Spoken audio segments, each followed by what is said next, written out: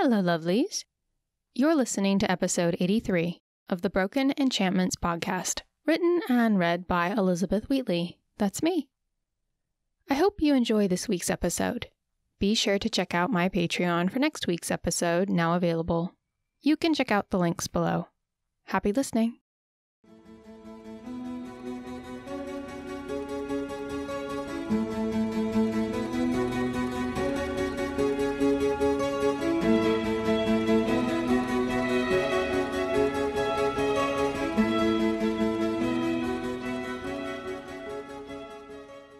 Taking her seat in the judgment hall, Janir drew a breath so deep she thought her lungs might burst. She kept her back straight as the three Mortons and Madia waited for judgment.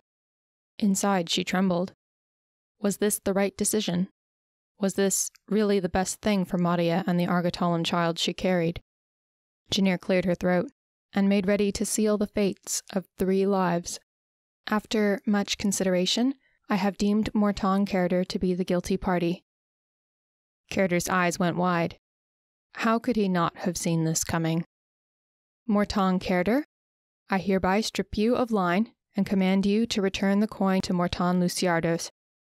The slave and her child are committed into the care of your brother, Morton Salos, and all claim that Morton Luciardos may have to her is henceforth revoked. Janir released the words in a metered, careful tone.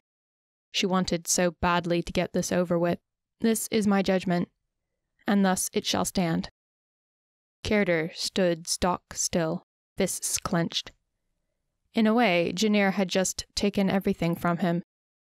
Now his name would go unwritten in the books of bloodline, and his brothers would replace it. Luciardos nodded with pursed lips, satisfied. He was getting his money back, and would probably go out and buy a new girl to replace Madia. Unfortunately, there was nothing Janir could do about that. He stooped to Janir before turning to go. Salos laid a hand on Madia's thin arm. He bowed to Janir and turned to make his way toward the large doors opening at the end of the hall. He wasn't rough with the girl, but he was not tender either. Morton Salos?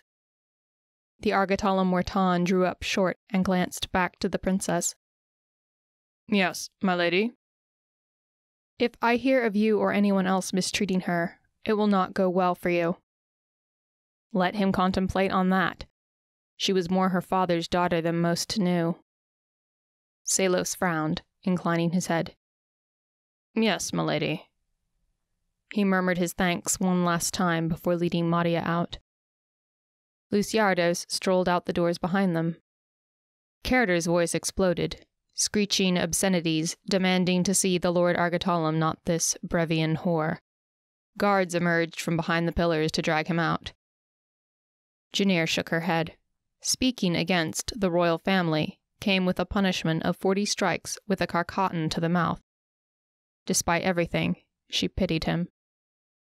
The guards dragged Cairder out, and the doors thudded shut behind them. Janir slumped in her seat. Judgment was perhaps the most unrewarding task she had attempted in her life. Someone was always angry, and someone always got less or more than they deserved. A calm voice penetrated her reverie. Don't doubt yourself, my lady.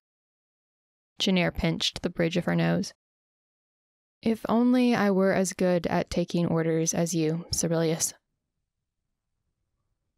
Kalbo's hooves splashed in the shallows along the surf. His mane flapped in rhythm to each stride. Janir's hair streamed behind her in loose ribbons as they tore down the beach. The sun sank low, and she could glimpse the distant sails of ships returning to port after a day of fishing. The tangy sea air whipped across her face, carrying the murmur of the ocean. In the distance, miles of vineyards stretched across the hills. The land of Staspin was easy to love. It was the people here she struggled with. Saoven and Carlisle were in her father's guest chambers this very moment.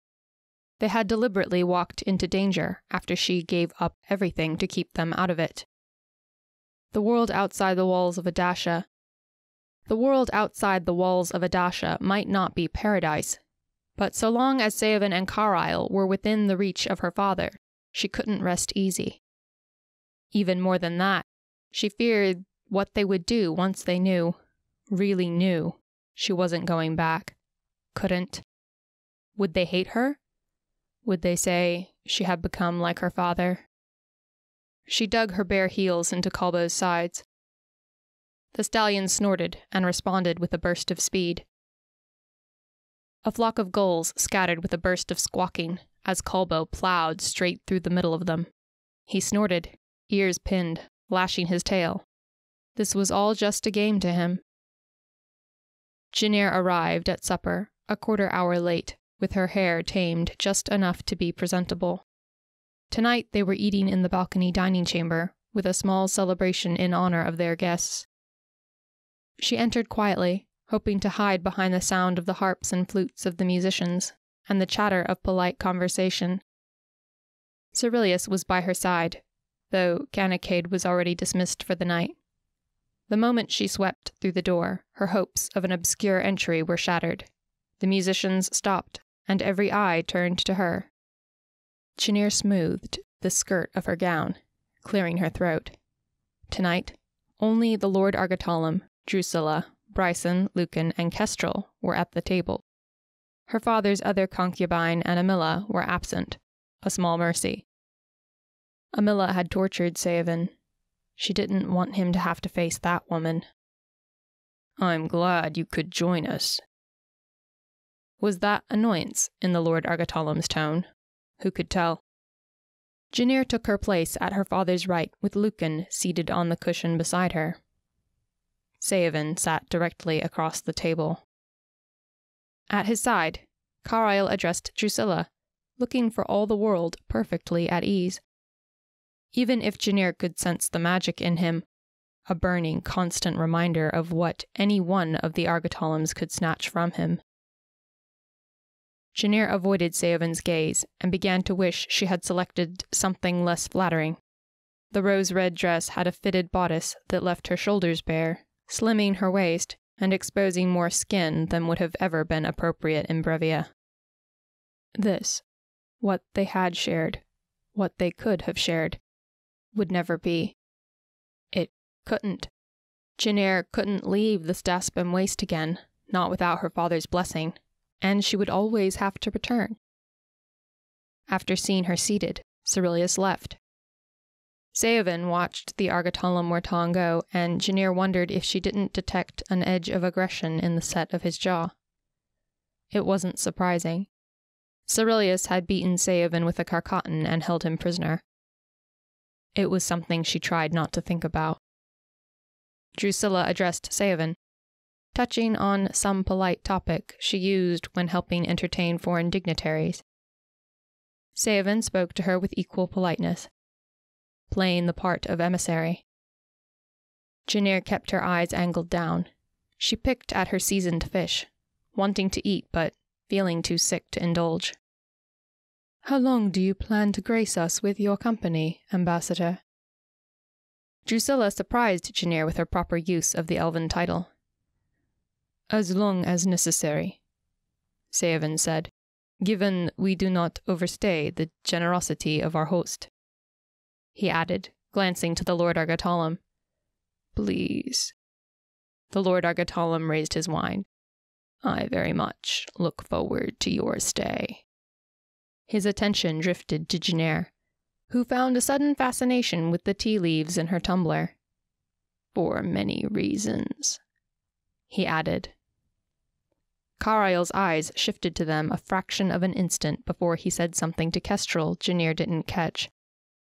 Her youngest brother answered with his usual gruffness. He hadn't inherited their father's charm as Lucan had. Janir had only recently been able to relax during the evening meals with the family. Now all the anxiety and unease returned.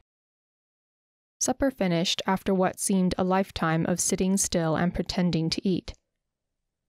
Instead of staying with everyone else for drinks and music in the garden, Janir made her excuses to her father and slipped away before Saoven or Carlisle could speak to her. Cerilius met her at the garden exit and mutely followed her back up to her chambers. Entering, she remembered Madia. She would have to make inquiries in a week or two and make sure that nothing had gone wrong. Or perhaps tomorrow. Would tomorrow be too soon? The hearth was already lit, casting Janir's apartment in an amber glow. She headed straight for the circular couch and flopped down, kicking off her slippers as she curled up on one side of the divider. Cerilius entered behind her, shutting the door. She heard him walk around the room to the desk, piled with weathered texts and neatly written scrolls. Janir kept her face pressed against the soft back cushion of the couch. Cerilius shuffled through the papers and books. Finally, she heard him crossing the room and pulled her face away from the soft upholstery. Cerilius took one look at her and withheld the heavy tome in his hands. "You look pathetic?" She offered a deprecating smile. "Tired," Cerilius said. Janir shook her head. "No, I'm fine." Cerilius seemed unconvinced, but let her have the book all the same. Janir spread the weighty volume on her lap and thumbed through the pages, seeking the narrow slip of paper she had used to mark her place last night. Cerilius stepped around to the other side and lounged opposite her. Evenings were one of the few times he relaxed in her presence. Janir squinted at the slanted text, adjusting her mind to the cramped script of the scribe. Some Tide of Blood and Bird of Prey prophecies have also included supposed links to the elves, making mention of a Wood King and a stolen throne. The reference to the Tide of Blood has been recurrent in the visions of seers and diviners since at least the 4th century of the 3rd millennium. Janir stopped and rubbed her eyes. This particular religious text was not something she wished to read at the moment, or ever really, but her father had listed this volume along with a large stack of others. Beside her, Cerilius read a weathered scroll. He read all her study material so that he could ask her questions later. She'd never asked, but suspected her father had ordered him to. Janir returned to the text. It went on to explain the past accuracies of diviners, and how past prophecies had been misinterpreted and ultimately fulfilled. An odd choice. Her father didn't place a great deal of faith in the Father Creator or the essences. As far as she knew, he didn't even pray. A knock at the door startled her. "My lady?" "Enter." Janir had to twist in her seat as the door creaked open. A small boy, no more than 13, slipped into the room, his stiff uniform marking him as one of the hall boys in the royal wing. "Your Highness, the emissaries from Brevia beg an audience with you." Janir didn't know what to do. What should she do? Cerilius said what she could not. "Tell them that Princess Janir is very tired this evening and that they might ask again tomorrow." The boy glanced to Janir. Janir nodded, forcing herself to move. "Very well, my princess," he replied. The lad slipped back outside like a mouse, departing with barely a sound. Janir could hear him speaking on the other side of the door, his voice muffled by the heavy mesquite. "Her Highness is most wearied. She asks that you return on the morrow." "Is she not willing to send me away herself?" Through the partly open door, she spotted Saoven right outside and... Oh, dear essences. Cerilius sprang up in an instant. "My princess?" he asked. "Are you all right?" Janir opened and closed her mouth, but didn't know what to say. How could she explain the excitement and eagerness mixed with sickening dread? From the corridor, the hall boy bodily blocked the other man. "I'm sorry, my lord, but she doesn't wish to see you now, and I must obey her." "Janir?" Cerilius touched her arm. "Do you want me to make him leave?" Janir didn't have time to answer before Saoven spotted her through the cracked door and slipped through. How had he gotten past the hall guards? The hall boy rushed after Saoven, begging him not to go in. Janir impulsively retreated. Carl followed after her and the hall boy. Cerilius stepped in front of Janir, shielding her. Saoven drew up short. He frowned. Carlisle looked on with surprise, and the hall boy just stood there, not really sure what he should do. Janir swallowed a hard lump. What should she do? Cerilius was the first to speak. Princess Janir doesn't wish to speak with you at this time. His voice was low, more of a growl. If you do not depart from here at once, Ambassador Saoven, I will be forced to remove you. Carlisle stepped between them. Saoven, you promised everyone you'd behave. That was the opposite of behaving. The enchanter pointed to the door. So why don't we leave and let Janir rest like she asked? Saoven inclined his head stiffly. Forgive me. He took a step back. That was discourteous of me. Janir bit her lip before replying. I'm sorry. It's been a long day. Perhaps I can see you in the morning. Her ladyship has spoken, and you will obey, Cerilius said. Or is it elven custom to seek hospitality with your host's daughter after nightfall?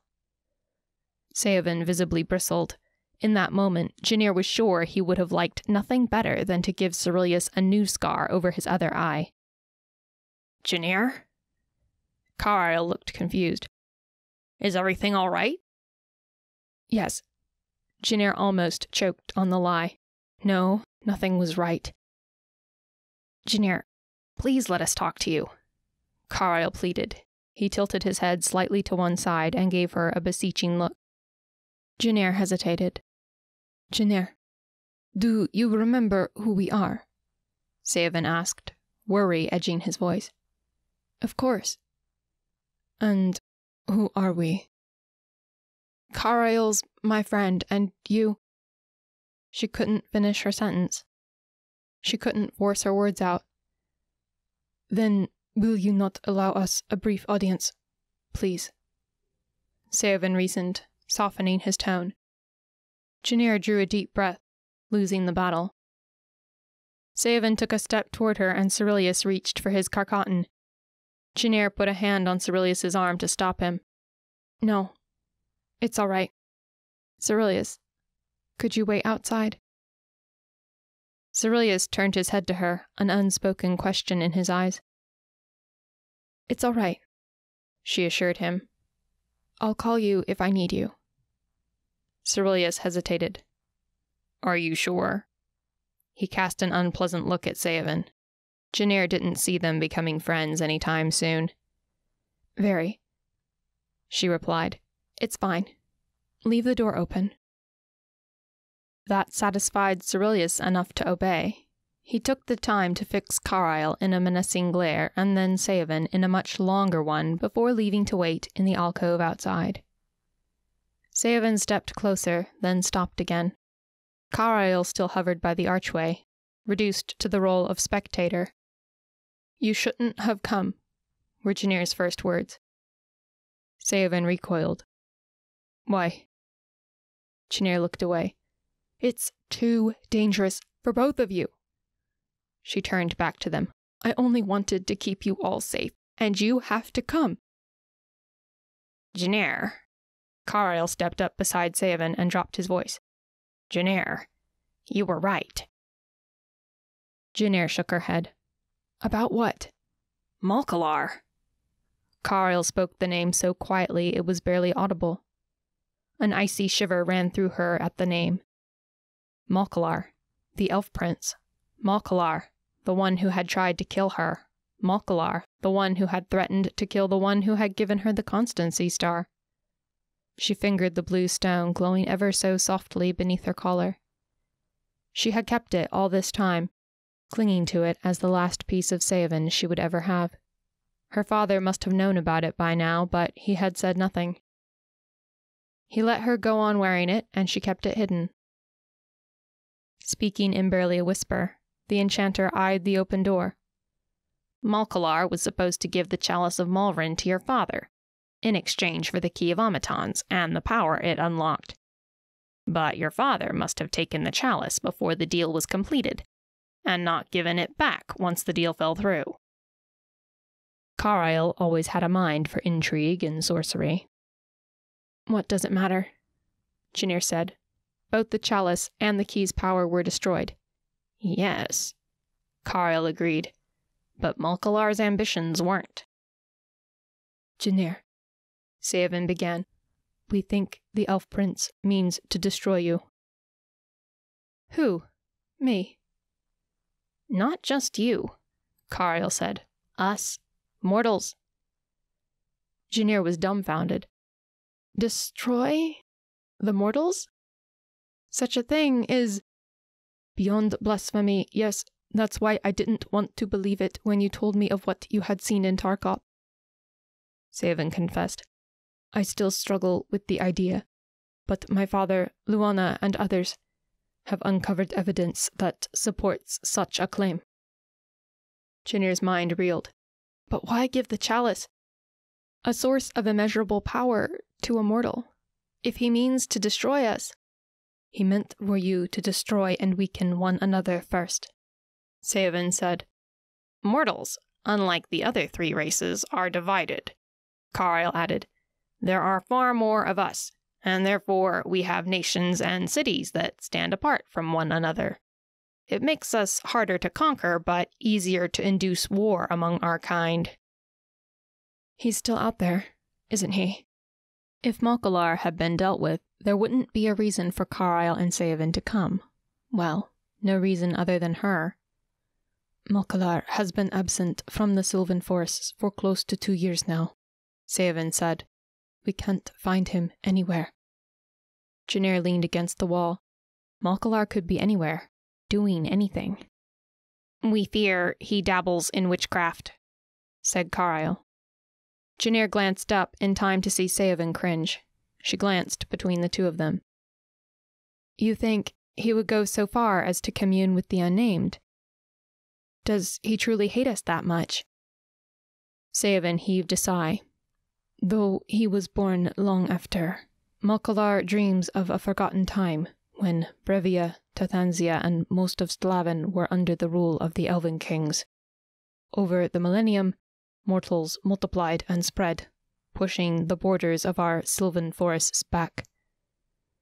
It was always hard to imagine the golden sands of Slaven as having once been green and silver with the white sequoias, or the Staspen Waste, for that matter.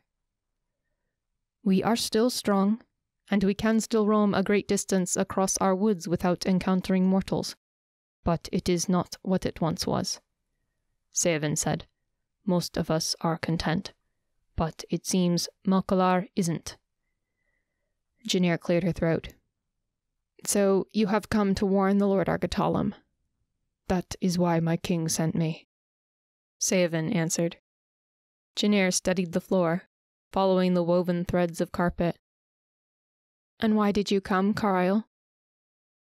Janir reached out, feeling for Carlisle's power. She could sense it as a steady yellow glow. If she wasn't mistaken, it was brighter than it had been a year ago. His height wasn't the only thing that had increased. Somebody had to represent Brevia, and everyone else was either too chicken or too war dog for the task. Besides, I thought I'd better come along to keep Goblin from bringing the place down. Janir let off a little laugh without meaning to. Carlisle always made her laugh. How she wished things were simple again. They remained there for an unreasonable amount of time. Janir kept staring at the floor, dreading the question she knew would inevitably be asked next. She heard Carlisle shift and cough a little awkwardly. I'll just wait over there with your guard then. Janir squeezed her eyes shut as Carlisle slipped out, leaving her alone with Saoven. She yearned to have him hold her and feel the way she'd felt before, safe and loved. Swallowing her feelings, Janir forced out the words that nearly killed her. You can't stay here. Saoven neared. She more felt his presence drawing closer than heard him. Janir, please tell me what has happened. She looked away. This can never be. We can never be It wouldn't. Is it him? Janir looked up at him. Who? Saoven jabbed his finger in the direction of the door. Cerilius? No. Janir might have laughed under different circumstances. No, there is nothing like that between us. Saoven. She groaned and paced across to the window overlooking the city below. Adasha was so beautiful at night. Even in the day, it was a thing from a dream, but beneath the moon, it became a thing of celestial vision. She covered her face with her hands. I can't leave them, Saoven. Who? He kept his distance behind her. The Argotolums. My people. She could almost see him flinch as she spoke of the invulnerables like that. He had learned to accept her, but not the people she belonged to. I'm bound to them. I have always been, and now that I'm grown, and now that I've been among them for these past months, You're saying you choose them? Saoven was quiet, his voice low and edged with hurt. She hated to hurt him. If she could have taken all of his pain onto herself, she would have. Turning her back to him had been wise. It's not a matter of choice, she countered. I was set on this path long before I was born. The only way I'll escape will be if I die before my father and the power passes to Lucan. All the same, I'll never be free. If you were free, if you could leave them, what would you choose? His heart was too good, too loyal, too loving, too steadfast to belong to someone like her. Janir, I vowed that I would come for you. I thought that... You don't want me, Saoven, Janir blurted, whirling around to face him. Her voice was shrill and strained, doing a poor job of hiding her emotions. Saoven frowned. Confusion and concern radiated from him as he turned his head to one side. Janir opened her mouth. She was going to tell him. She would tell him, and then he would know, and he would leave. He would never come back, and he would be safe from her father forever. Did someone hurt you? No. She lost her nerve and turned her back again. Please just go. Saoven came up behind her, refusing to be put off. Tell me. I belong to them, Saoven. I belong to the Argotolums just as much as they belong to me. That will never change. Saoven went quiet. Janir smeared away her tears, locking her arms across her chest. I don't expect you to understand, I really don't. But I can't give myself to you because I'm not my own to give. Saoven came toward her, closer and closer until she could feel his breath on the back of her neck. There is nothing, he whispered, so softly no one could overhear. There is nothing you could ever do or say that will make me love you less than I do right now. Remember this? His fingertips lightly ran along the side of her neck, tracing the silver chain encircling her throat. His finger followed the chain over her shoulder, then stopped when he came to the back of her gown. Saoven. She shouldn't be thinking what she was thinking. Yes, Cormam. Janir squeezed her eyes tighter. In that moment, she would have done anything he wanted. It was a dangerous and frightening thought. What are we going to do? When Saoven replied, his voice was soft, tender. I don't know. You have been listening to Broken Enchantments, written and read by Elizabeth Wheatley. Don't forget to check out my Patreon for early access to episodes, bonus content, and lots of patrons-only freebies. You can learn more at elizabethwheatley.com. And don't forget to subscribe on your favorite podcast platform or YouTube. I'll see you next time.